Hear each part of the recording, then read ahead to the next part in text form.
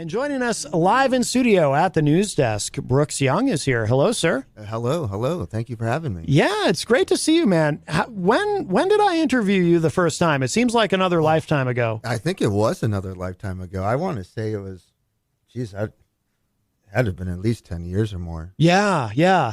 I'm trying to remember. Now, have I interviewed you, I think more than once before, right? Oh, yeah. It had to be. Yeah. And was I at a show that you did live too? Did we do something with you live? Trying to remember. Maybe. Something at the Flying Monkey, maybe? Did you do something with that? Oh, it's possible. Yeah. So it's great to have you here. It's been a long time. Obviously, you've been very busy. I've been very busy. Yeah, I've been very busy since I've seen you last. And, and just keep on, trucking through. Yeah. And now currently because for a while you had Brooks Young Band. Yeah, and I still do. You still do? Yeah. Okay. Yep. We just had a rehearsal the other day. We're playing in Concord next Friday. I'm doing a few shows with the band and some local solo stuff before I head out on tour. So. Oh, I gotcha. Okay. Because I noticed like you've got brooksyoung.com and you've got brooksyoungband.com. Yeah, a nice website, by the way. I'm a website nerd. I look at websites and thank you. And I assess them, and it's a good website. I'll let the guy know who handles it. No, for real, because a lot of musicians have horrible websites. Yeah, you have to be up in the game, Yeah, so that looks really good. Now, tell us about the tour. So you're going to be going out with George Thorogood. Yeah, so I head out in October through November. I'm on tour with George Thorogood and the Destroyers, and we're going all over the place from Pennsylvania, New York, Florida, Georgia, Kentucky, North Carolina, South Carolina.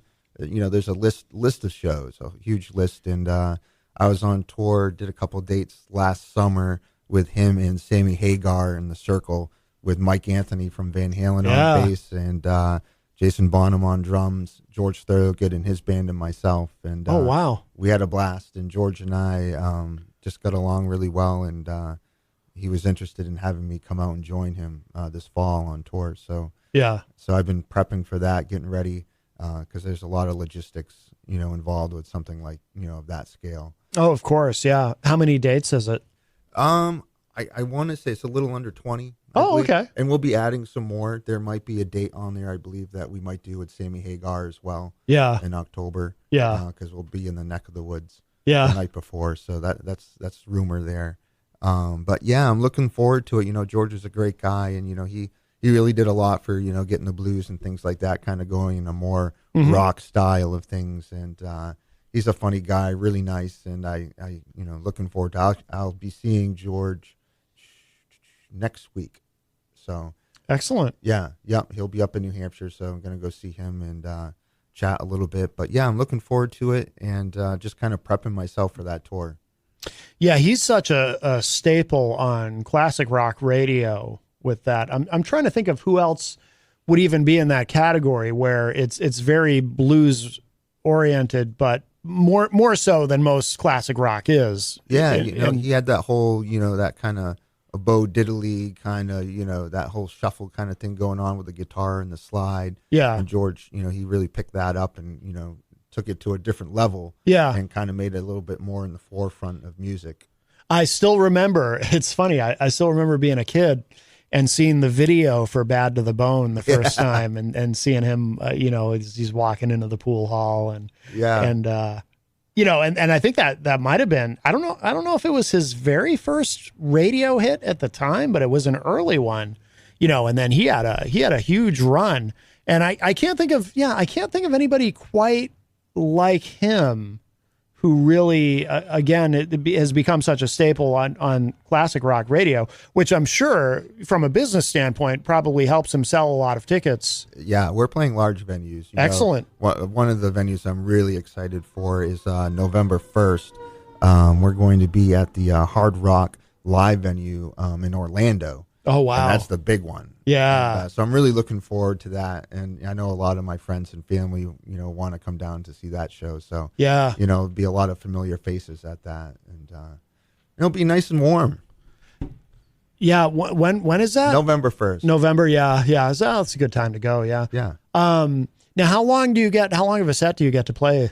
I usually play for about 45. Okay. Yep. Okay. And so I do that usually. My daily routine there is, I'll be at the hotel, kind of do my thing there, and then I head over for sound checks at 4. So I'll check in with the venue, go to my dressing room. I have a tour manager that goes with me. Yeah. And takes care of my stuff, and then usually we'll have dinner around 6. I'll do a sound check before dinner. Yeah. And then myself, the band, crew, everyone, we all eat, and do our thing, and then I'll go out there and I'll play and do my thing, and then George will go out, and you never know. George and I might, trade a few licks on this tour. So have you done that before with him? No, and I think hopefully that's what this tour is all about. So yeah, that must be kind of a dream, right? To be able to actually share the stage, simultaneously and play with him. Yeah. So I'm sure that will be happening on this tour, and he's just a great guy, and he has a great fan base as well. Mm-hmm. And to get to see how the fans react with George. And I remember we were in Chicago last summer, and we played the Hollywood Casino, and it was 25,000 people. Wow. And one of the fans gave George a cane. So if you're familiar with George, he has like the cobra as kind of like his logo. Oh yeah. And someone gave him a cane, and it had like an ivory type cobra on the top of it. Yeah. And George and I were backstage and, trying to get the, the plastic off the cobra, because he wanted to use it to go and, walk out and go see the rest of Sammy's set. Yeah. And it was really cool. And he just great fans, and, he's just a great guy to be around. Sammy must be fun to be around, I would think. Sammy's funny. So last summer, I never met Sammy before until last summer. And I was standing outside of my dressing room. So it was my dressing room, and right across the hall was Jason Bonham. And he was warming up on drums. So he has like a Roland V drum set there, and he's jamming out to Fleetwood Mac. And in walks Sammy. Yeah. He's got his red T-shirt on. Yeah. Never met him before, and he looks right at me, and he goes, "Brooks!" And he comes over, and we chat for a while. And just so much energy, very positive guy. Yep. Just good people to be around.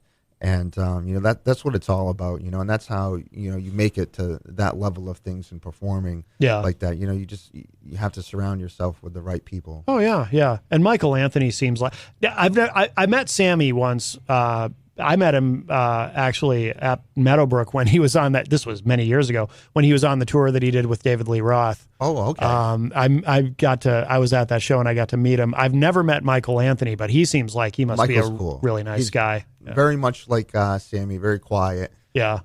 They're just regular guys. At the end of the day, they hang out just like us, and and we all hang out and chat, have a drink after the show, and just talk about whatever's going on in our life.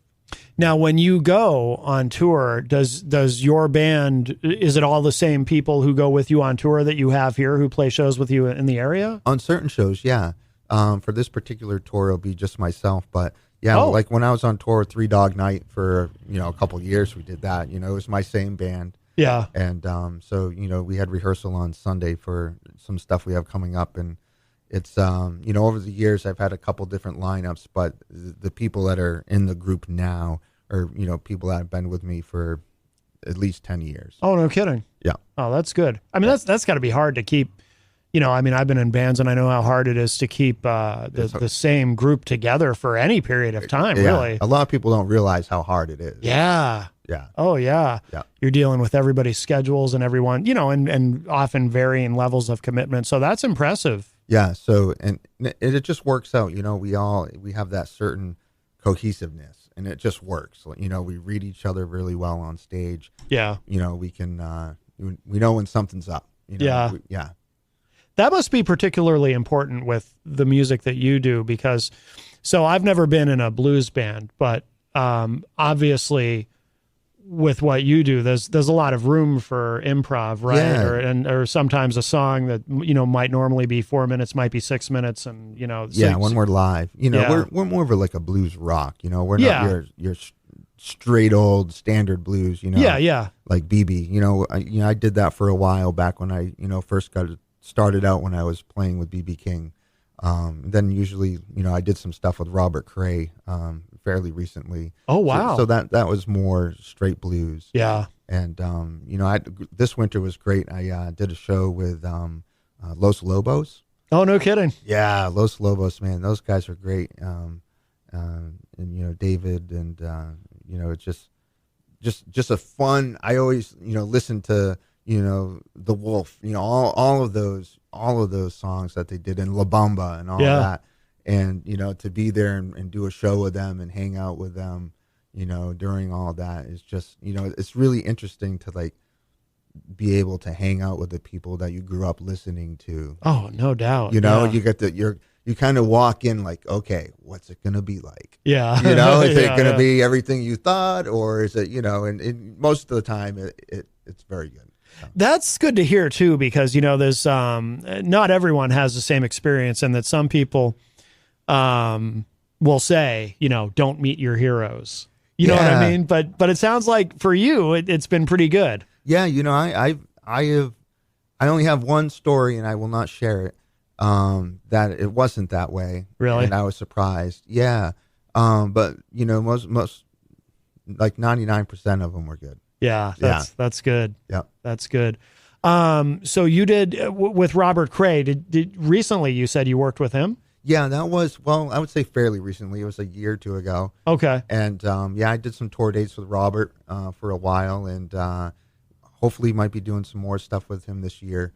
So yeah, Robert's a great guy, very talented, and he's part of that circle of guitarists. So you have your B.B. King, and you have Robert and Eric Clapton, and speaking of Eric, during COVID, Eric's daughter Ruth Clapton and I recorded together. Oh, no kidding. Yeah, we did. I honestly didn't even know he had a daughter who was a musician. I had no idea. She's a very talented singer, and Ruth and I actually did one of her dad's songs. We did Promises. Oh, no kidding. Yeah, and we recorded that during the pandemic, and we had a great time. And I was just talking to her last week, and she lives over in Yorkshire, England. Oh, wow. And so I've become really friendly with Eric and his management, and he invited me down to see him last September at the Garden. Yeah. And he hooked me up down there to see him and Jimmy Vaughn. Oh, wow. And I got to hang out with Jimmy Vaughn about a month ago, and such a talented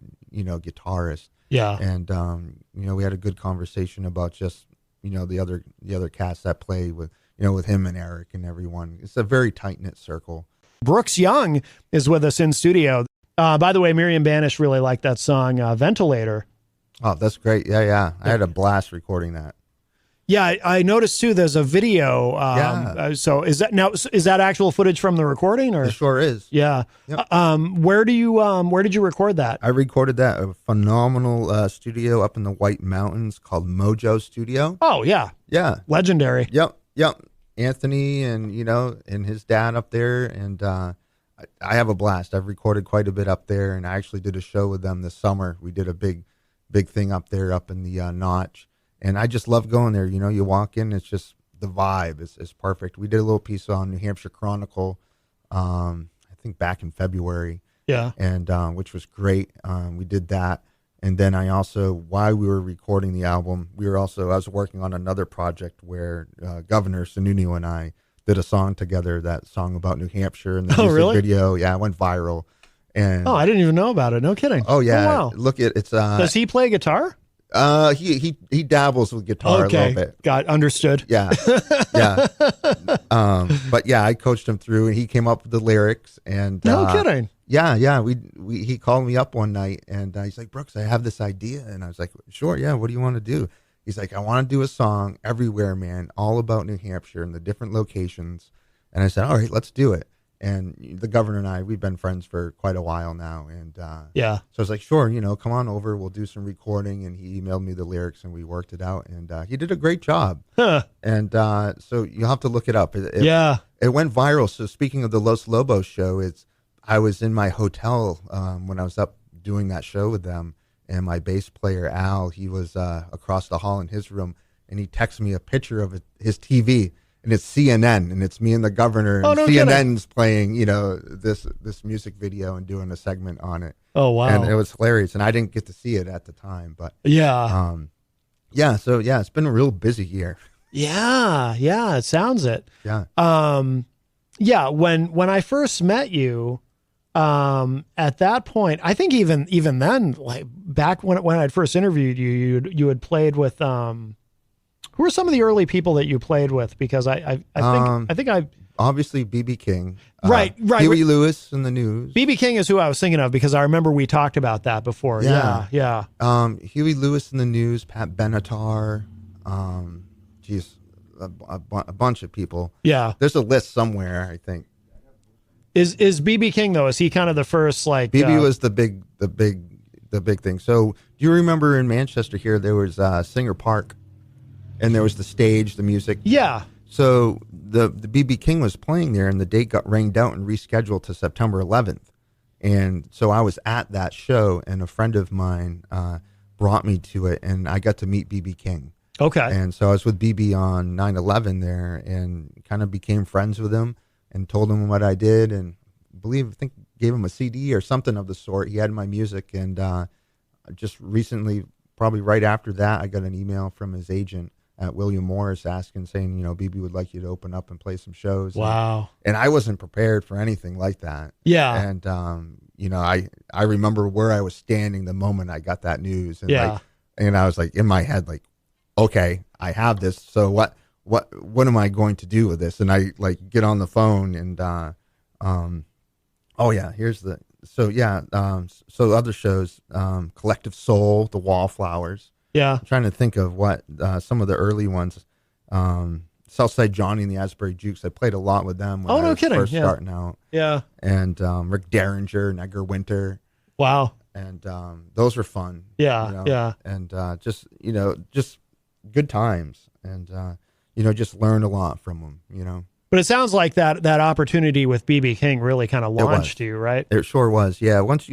And that's the thing. You start there, and it's like, well, where do you go from there? Right. And it's like, but BB was definitely, the most humble man, and I learned a lot from him, and had a lot of conversations with him, over those years, and it was really sad when he passed away. Yeah. And I remember him telling me, because I knew this was the moment in my life where it was one of the shows I was playing with BB King, and I walked back to the dressing room. I'm going into the venue. I got my guitar in my hand.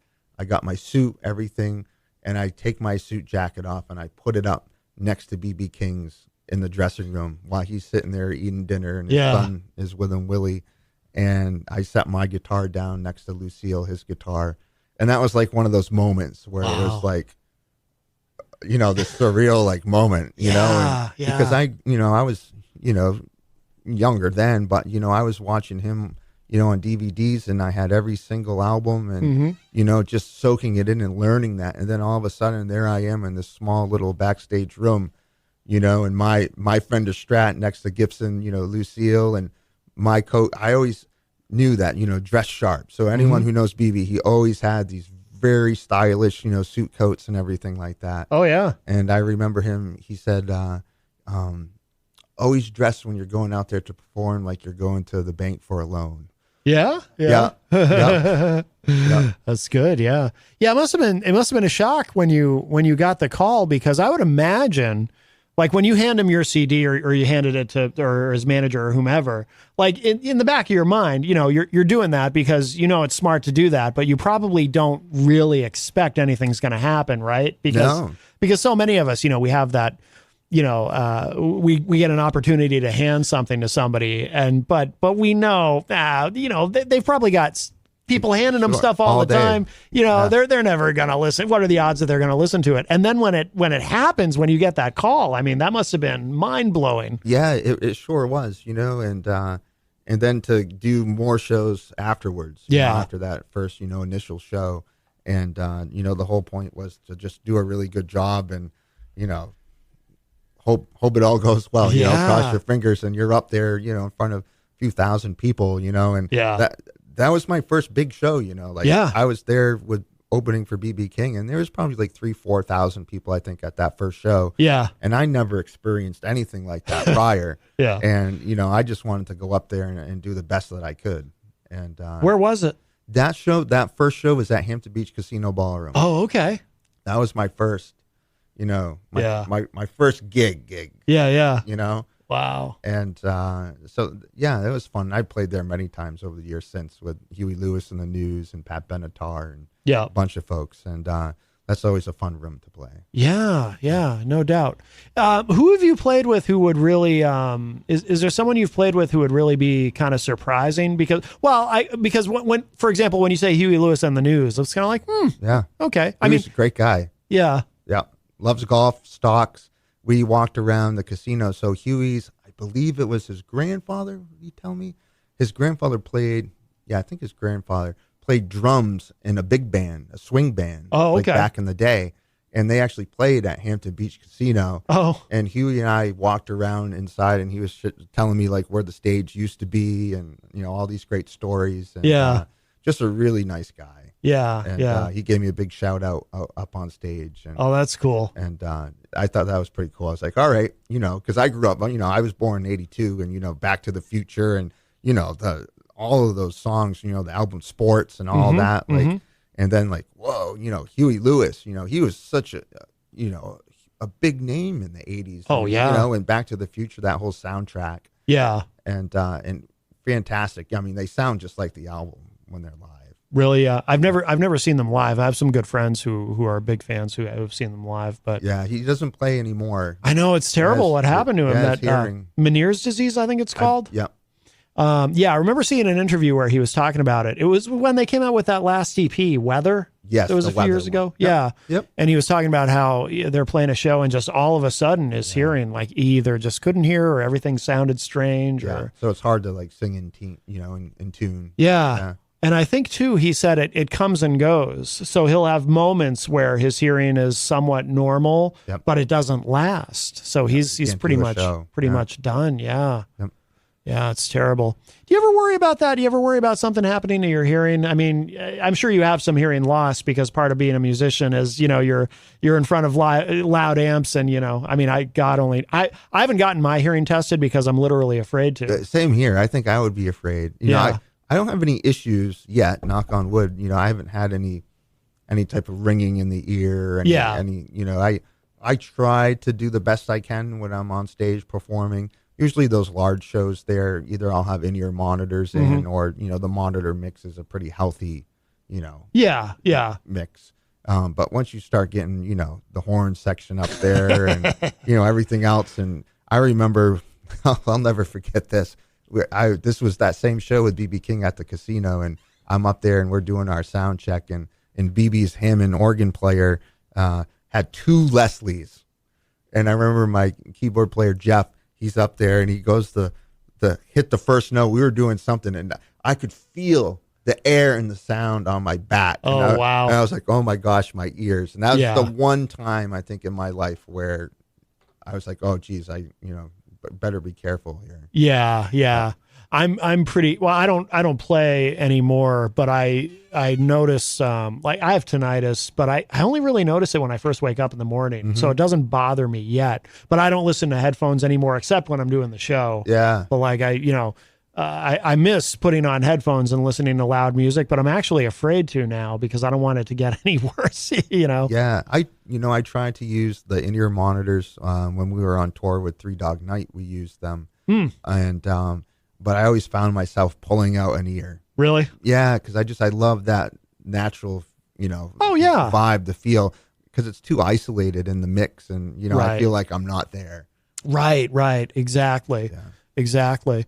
Now, when you go, so on this tour with George Thorogood, you're going to be. Now, you said you're not bringing the band? No. Maybe there'll be a date or something maybe added where, I get to bring the guys. But no. So this is myself and George Thorogood and the Destroyers. And yeah.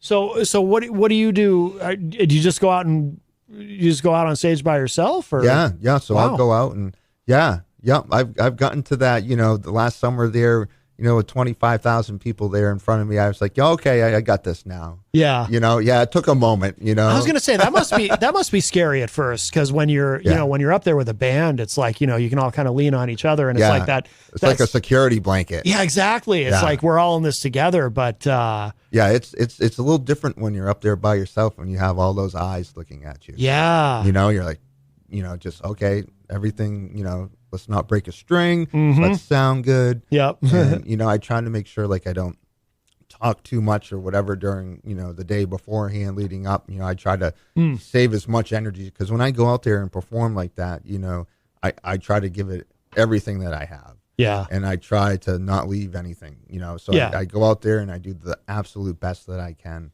And it usually shows because it looks like I just came out of a swimming pool by the last song. Really? Yeah. Oh yeah. Then I'll go back in my dressing room, take a shower or whatever, and go back out and listen to the rest of the show. So, but the first time it must have been pretty scary walking out there by yourself, I would imagine, right? Yeah, for those size shows, I kind of, I built myself up for like the smaller, like 2,000 like seat venues, but like you do those other ones that are, 20, 25,000 people.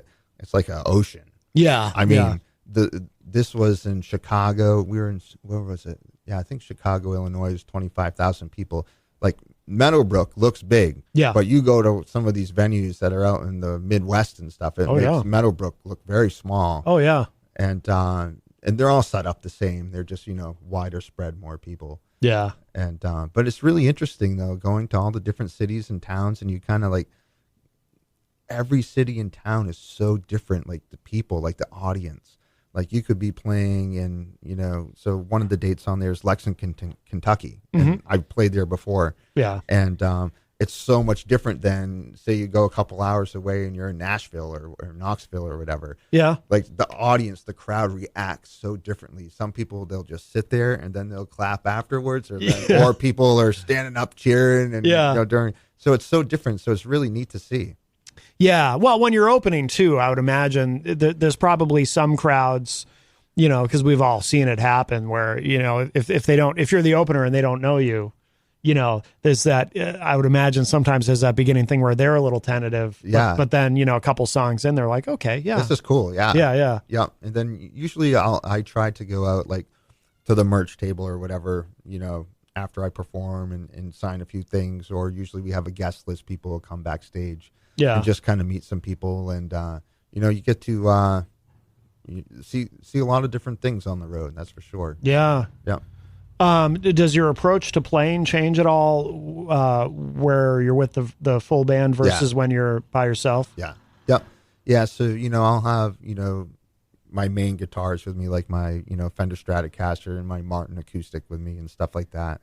But yeah, the song choices are different. My style of playing is still the same, but obviously you have to put a little bit more into it. Yeah. But it opens it up a lot, so I can play a lot of my original stuff a little bit more different, not different, but more open sounding. And the key thing is really just keeping my voice in check and being able to have that, because at the end of the day when I'm out there, it's my guitar and my vocals. Yeah. So you ever have any trouble with your voice? No, usually if I do quite a few nights in a row, like long nights, like a couple nights ago, I played for 3 hours straight. Oh yeah. And that probably wasn't the best thing.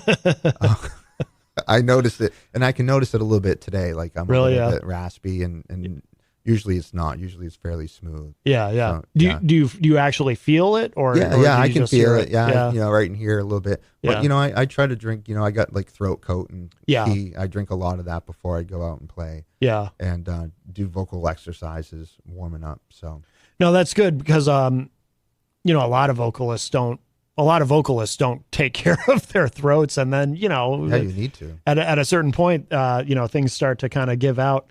Now, J-Fed is in the Facebook live chat. He's one of our friends from Vermont, and he asks, and this will sound like a strange question, but I'll explain afterward why he's asking this. He says, do you think you will do an ice bath with George? An ice bath with George? Now, the reason he's asking that is he's a very, JFed is a very big proponent of the ice bath, for health reasons. I'm familiar with it. It's supposed to be, yeah. So I did a show I played with the drummer for Bruce Springsteen, Max Weinberg. Yeah. And Max does an ice bath for his arms after the show. No kidding. Yeah. So I'm familiar with the technique. Does he just put his arms in it, or does he get into the bath? No, just his arms. Oh, okay. Yeah. Oh, see, JFed, he gets into the ice bath. Yeah, we don't have baths backstage. We have showers. We have showers. Yeah. Yeah. Maybe if I go back to my hotel and have my tour manager call him up and say, hey, can fill it with ice? Fill Brooks's bathtub with ice. Yeah. They might scratch their head, but But in that case, though, you'd be doing it by yourself. Like, you wouldn't invite George over, presumably. No, probably to get not. Into the, yeah. Yeah. Maybe we might have a whiskey or something together beforehand, but yeah, we usually keep the bathing to ourselves. Right. Yeah. And Texas Mike joins us in the chat room and says, Brooks, were you the one to portray Garth Brooks at the Palace Theater during the pandemic? Yes, that was me. Oh, no. So what is it? I don't know about this. What is this? Yeah. So, excuse me. Over at the Palace Theater, we did a show during the pandemic. It was called Brooks Plays Brooks. Okay. And it was a Garth Brooks tribute show during the pandemic that we did. And I put a band together and, I'll be damned. And, it was this idea that I had. And I was like, oh, this would be neat. And during COVID, like, you couldn't really go out anywhere. So it was all videotaped and, the whole big production, the video wall, the lights, the smoke, the whole 9 yards. Yeah. And some of it's on YouTube, I think. No kidding. Yeah, if you do Brooks Plays Brooks, I think it's. I think it's on there. Yeah. I didn't know about this. Oh, yeah. That's cool. Yep. So yes, that was me. And with a full band or just you? Oh, full. Yeah, everything. And it's just all Garth Brooks songs. All Garth Brooks. Oh wow, I'll be damned. Yep. Yeah, Texas Mike says Garth Brooks is his favorite artist. So. Yeah, that was a lot of fun. Wow. That was a one and done deal. Did you happen? I'm not a big country guy, but did you happen to do Hard Luck Woman?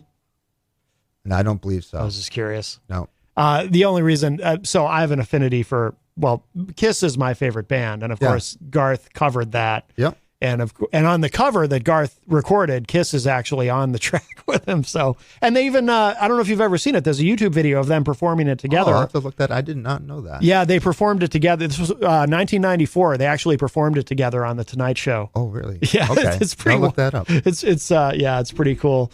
Well, we should let's play another track. I played Ventilator earlier, but we should give this other one a listen. Dream Away. Yeah, that's off the latest album, Supply Chain Blues. Yeah. So we'll play this, and then we can talk some more. Anything you want us to know about this? Did you also record this at Mojo? Yeah. This is from Mojo, and it was a great. So this song I wrote actually way back when I lived in Manchester a long time ago. I wrote and recorded like on one of my first EPs. And I was asked to re-record the song and make it a little bit more bluesy and put it on this actual album that went out. And this album itself actually went to the top of the charts for a while. It even passed Buddy Guy for like a week. Wow, no kidding. And I was like, okay, this is good. This is cool. Yeah. And, but yeah, this song Dream Away, it did very well, and very proud of it. Cool. All right, check this out. This is Dream Away from Brooks Young.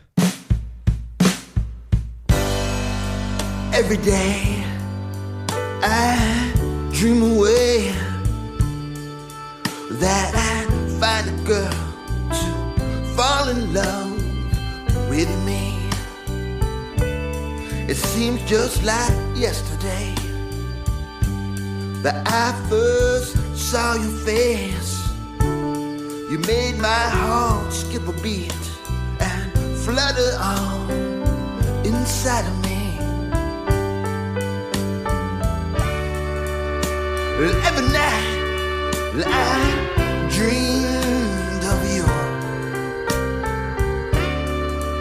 and every morning I wish I would wake by you.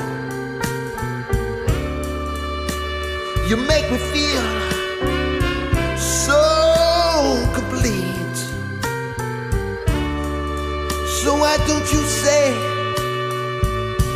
you'll stay with me? I wanna touch your lips, or feel you with my fingertips, watch your body rise when I kiss you goodnight.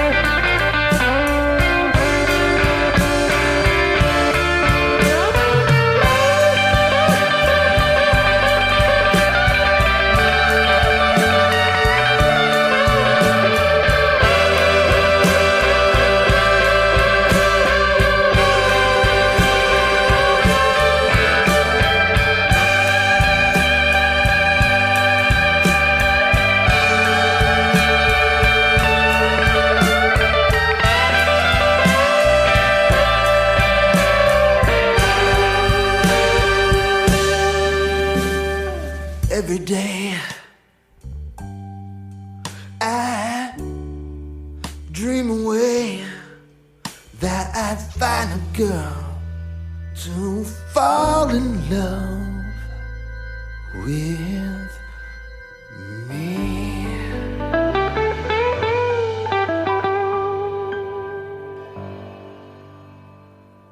Brooks Young is here. He is at the news desk. Hello, hello. Hello. Wonderful to have you here, sir. And yeah, if you're just joining us, we've been talking music, and Brooks has an upcoming tour with George Thorogood, and we've been playing a couple of the studio tracks. Really great stuff. So, Brooks, how many albums have you recorded? You must have quite a few at this point, right? Oh, geez, that's a great question. I want to say five albums. Five, maybe? yeah. Yeah, five. A live album, a couple studio albums, a couple EPs, and the goal is by the end of the year to go back and do a follow up on the latest album. Excellent. Yeah. Excellent.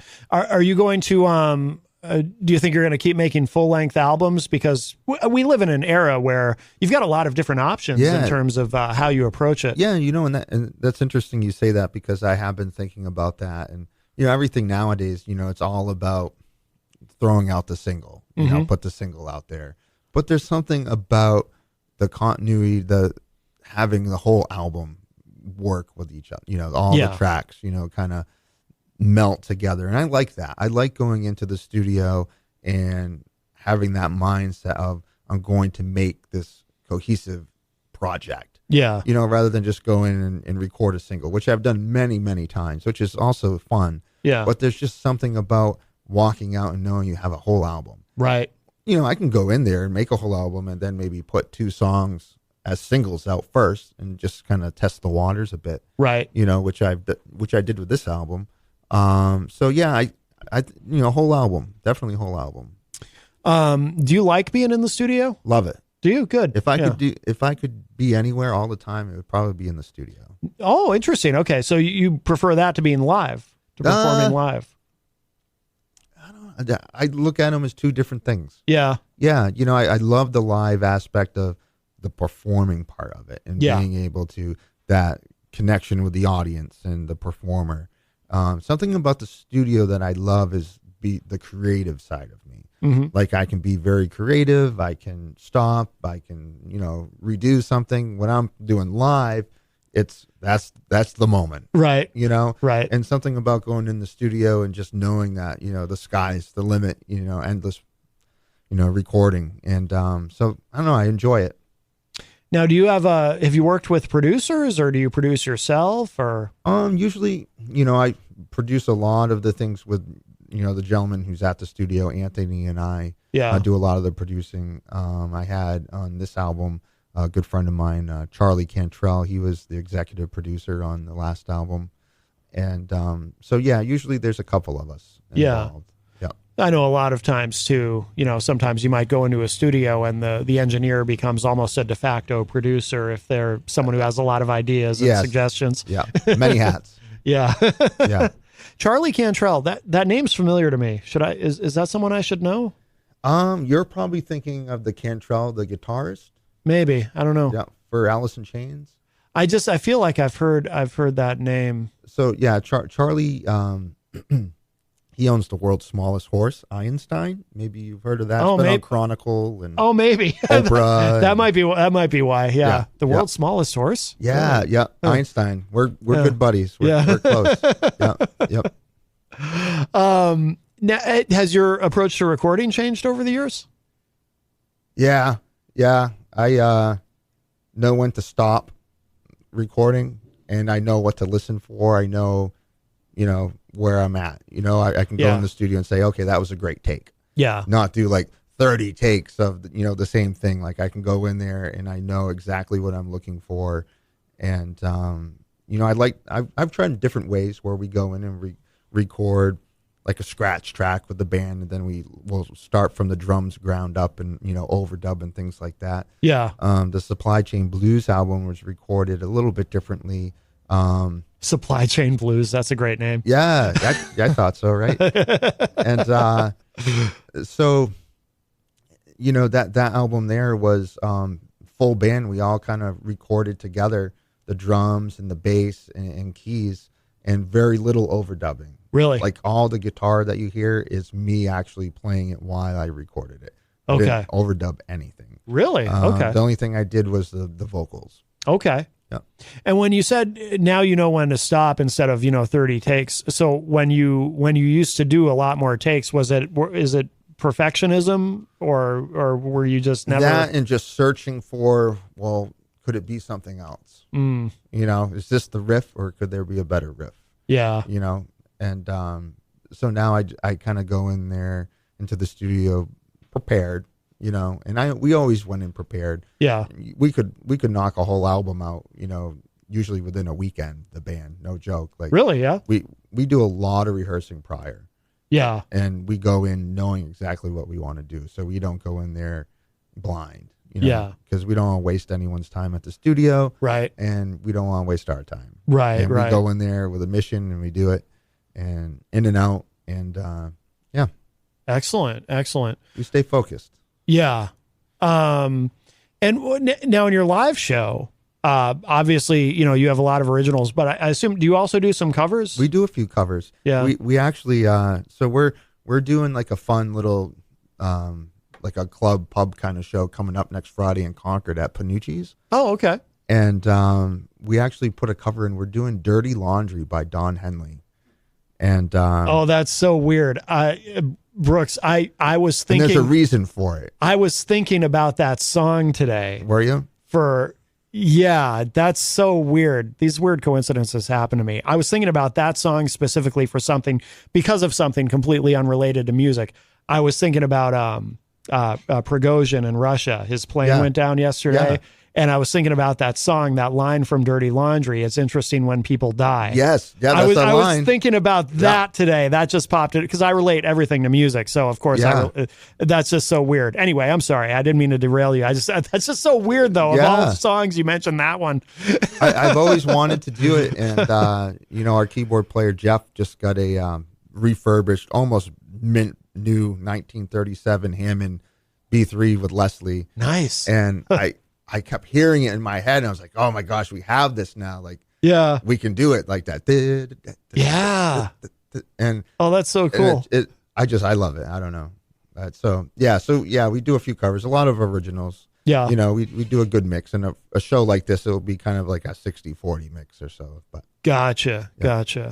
Very nice. And what's do you know what's happening after the George Thorogood tour? Do you know what your next step is, or I'm hoping a new album that's going to be next on the agenda? Yeah, I think from what I hear, there's going to be some more show dates added on while I'm on tour with some other projects and things, and probably maybe a few more George shows added on. We just added, I believe, another show just last week onto the tour. Oh, excellent. Yep. So we keep adding on while we're there. So and So if that pushes back the album, that's actually a good problem to have, because you want those dates with George, obviously. Well, exactly. Out on the road and performing, I love that. And then, nothing, cooler than coming off the road and then do an album. By the way, have you ever broken a string while you're doing the solo thing in front of a big crowd? You just jinxed me. I never have. You never have, really? Never once. That's awesome. How do you avoid it? Do you change? Because I've known guitar players who will literally every show they'll change all the strings just to make sure. So I'm very particular about my guitars, and I go through them with a fine tooth comb. Yeah. Everything beforehand. And, yeah. I just take good care of my things. I use quality stuff and do the best. But sometimes stuff happens. Yeah. Unfortunately, it hasn't happened yet. Good. So, Good. Yeah. Well, I'll think of you when it happens. I'll be calling you. I don't blame you. I don't blame you. Very good. Very good. And are you going to do any? Do you have any plans to do anything sort of out like the Brooks? What did you call it? Brooks. Oh, the Brooks Plays Brooks. Brooks Plays. That was a one-time moment. If you were there, you witnessed it for the one time in history. Yeah. I don't know. There's a lot of work. It was a lot of work. To be somebody else and no doubt, and learn all those songs, the whole group, and there was a lot of rehearsing, a lot. So it's a big production. Yeah. And what about collaborations? Because you talked earlier about collaborating with, what's her name, Ruth? Yeah, Ruth Clapton. Yeah. Because again, going back to in terms of having different options for how you create music or how you release music with all this technology. It's so, yeah. I mean, you can collaborate with anybody anywhere in the world. Yeah. Emailing tracks back and forth, and it's quite remarkable. Yep. So yeah, that would be great. And, you never know what will happen, especially with this tour. Yeah. What collaboration might come up to be on the next album. Because it seems like, so you've had this great opportunity to play with so many of your heroes, but it must be, I would imagine you've probably thought about you wanting to record with some of these people. So, my main, everyone has a dream. Yeah. And, right now I'm very fortunate. I've been able to set myself up to be able to do what I'm about to do. And, it just was hard work, dedication, and sticking with it, and yeah, it's a lifestyle and it's a type of job that most people don't understand. Right. Because, it's not your ordinary thing. Right. So it's hard for some people to grasp. Yeah. But my biggest dream would be to record and do something with Eric Clapton. With Clapton, dad. yeah. And so, I definitely see that in the future. Yeah. And that's kind of my big ticket. That's my bucket list. Yeah. No doubt. Yeah, I always say, because you were talking about your collaboration with his daughter, something about with the pandemic. Yeah. Terrible thing, but we have to find these silver linings where we can. And one thing that I always found was a silver lining is we're kind of lucky in a way that it happened when it did. Because if it had happened 20 years earlier, or even 10 years earlier, where we didn't really have, 10 years earlier, we've had the technology, but people weren't necessarily as comfortable with it, but it happens in 2020. And, musicians are doing incredible things, not just collaborating, getting used to the idea of collaborating online with emailing tracks back and forth and things like that. But actually doing live performances online with other musicians in other places. We saw some bands doing that who hadn't even played together actively in a really long time, doing reunions online and playing some of their classic songs. That's right. We did. So that was pretty amazing. And so we're lucky that it happened. And when it did, in terms of timing, I think if it had happened when I was growing up, that would have been awful before we who knows what. Jeez, So fortunate that way. Now is the song you did with Ruth, is that available online? Yeah, it's on Spotify, Apple Music, everywhere. It's called Promises. Promises, okay. Yep, I'll check that out. One of her dad's songs, and it was funny because it's her favorite song that her dad does. Oh, really? And it's my favorite song. Yeah. And so I said, "You think he'll be okay with it?" And she's like, "Well, let me ask him." And I'm like, "Oh, geez, no pressure, And, right? And she's like, "No, he's fine with it. He's fine with it." And we recorded it, and she laid down her vocal parts over there, and so yeah, it was just a great time, and being able to do that, and her and I would video back and forth and talk about the song and this and that. And Yeah. there's a little clip, if you follow on my Facebook, there's a little clip of her talking about it. Oh, no kidding. Together. Yep. Oh, very cool. Yep. Very cool. So when does before we run out of time, I want to make sure people know. So when does the tour start? The tour starts October 20th, I believe. You can go to brooksyoung.com, and there's a tour poster there with George and I on it. And has the dates. What's the first date on there, Matt? So October 21st in Greensburg, Pennsylvania. At Excellent. Palace Theater. Yes. Well, the Palace. I feel like that's such a common name, the Palace Theater. Is. Yeah, try when you have to tag it on social media. Yep. That you're doing it. How many different Palace theaters pop up? No doubt, no doubt. By the way, the videos, I like the music videos that you do. Thank you. Do you have someone specific you work with on that, or you just do it all yourself? This guy right here. No kidding. Yeah. Wow. Yeah, they're very pro. They look great. Oh, thank you. Yeah, absolutely. How many music videos do you do? I mean, do you have rather? Oh, geez, I don't know. You quite a few? There's a small like documentary thing on YouTube about the band. Yeah, which was also recorded a whole live show. So that's a good five or six videos, just that itself. Oh, okay. Yep. And locally, I see too. You're going to be at on September 1st. You're going to be at Panucci's in Concord. That's going to be fun. It's going to be it's a fun little spot in Concord. I grew up in Concord. Yeah. And it's just going to be fun. A bunch of people, friends and fans and family, and the whole band's going to be there. And we're going to rock out, and we're going to have a great time. Where's the first place you played? Do you remember the first place you ever played live? Yeah. Franklin Opera House. No kidding. Yep. That's not a bad start, actually. Yep. That's a decent sized place. Yeah. When I lived in Manchester. See, I thought you were going to say somewhere in Concord, like maybe Panucci's. No. I didn't even play Panucci's until just a few years back, I think. Really? Right before the pandemic. Yeah, I did a show there with Boyd Tinsley, the violin player for Dave Matthews Band. Yes. Yeah, so him and I became good friends, and he brought me out to a bunch of Dave shows, and him and I did some tours together before the pandemic, and we actually did a show at Panucci's. Oh, no kidding. And wow. Yep. So that was fun. So yeah. But Franklin Opera House was the first show. I believe so. I did a couple small things. Like when I was younger, in my early 20s, I lived here in Manchester, and I used to go to all the different blues open jams, and that's kind of how I got my feet wet of playing with other people. Yeah. And then while I was doing that, that's when I met B.B. King at Singer Park. Gotcha. And then that's where it all started. Do you recommend that? Because one other thing I did want to ask you is, like a kid who's maybe just starting out and they're really they really want to learn to play blues rock and so forth.